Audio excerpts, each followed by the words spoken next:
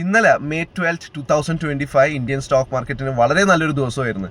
Sensex around 3000 പോയിന്റ്സും അതേപോലെ തന്നെ Nifty around 900 points വെച്ചിട്ടാണ് ക്ലോസ് ചെയ്തത്. കഴിഞ്ഞ 4 കൊല്ലത്തിൽ ഏറ്റവും ഹയസ്റ്റ് ക്ലോസിംഗ് ആയിരുന്നു ഇന്നലെ. ഒരുപാട് ന്യൂസ് ഉണ്ട്, അത് കാരണമാണ് നല്ലൊരു ദിവസമായത്.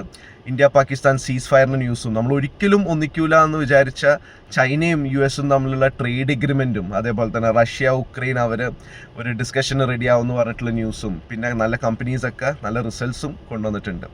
എന്നാൽ ഇത്രയും നല്ലൊരു ദിവസമായിട്ട് പോലും അന്ന് ലോസ് ഉണ്ടാക്കിയ കുറച്ച് ആളുകളുണ്ട്.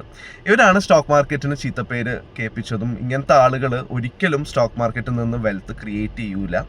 വേറൊന്നുമല്ല, ക്വിക്ക് മണിയുടെ പുറകെ പോകുന്ന ആളുകളാണ്. പെട്ടെന്ന് സ്റ്റോക്ക് മാർക്കറ്റിൽ നിന്ന് പൈസ ഉണ്ടാക്കണം എന്നുള്ള മൈൻഡ് സെറ്റ് ഉള്ള ആളുകൾ. അവരെന്താ ചെയ്തിരിക്കണമെന്ന് നമുക്ക് എല്ലാവർക്കും അറിയാം. ഇന്നലെ ഒരു ഗ്യാപ്പ് അപ്പ് ഓപ്പണിംഗ് വന്നപ്പോൾ തന്നെ എവിടെയെങ്കിലും ഒരു ഡ്രോൺ അറ്റാക്കോ എന്തെങ്കിലും നടക്കും എന്ന് വിചാരിച്ചുകൊണ്ട് ഷോർട്ട് ചെയ്യുന്ന ആളുകളാണ്. പക്ഷേ എപ്പോഴും അത് വിജയിക്കണമെന്നുമില്ല.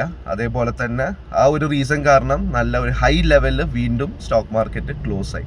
അപ്പോൾ സ്റ്റോക്ക് മാർക്കറ്റിൽ നിന്ന് പെട്ടെന്ന് ക്വിക്ക് മണി ഫോളോ ചെയ്യാതിരിക്കുക. വെൽത്ത് ക്രിയേറ്റ് ചെയ്യാനായിട്ട് സമയമെടുക്കും. Need patience. Thanks a lot for watching. And stock മാർക്കറ്റിൽ പൈസ ഉണ്ടാക്കുന്ന ആളുകൾ ഒരുപാട് പേരുടെ യൂട്യൂബിലൊക്കെ കണ്ടിട്ടുണ്ട്.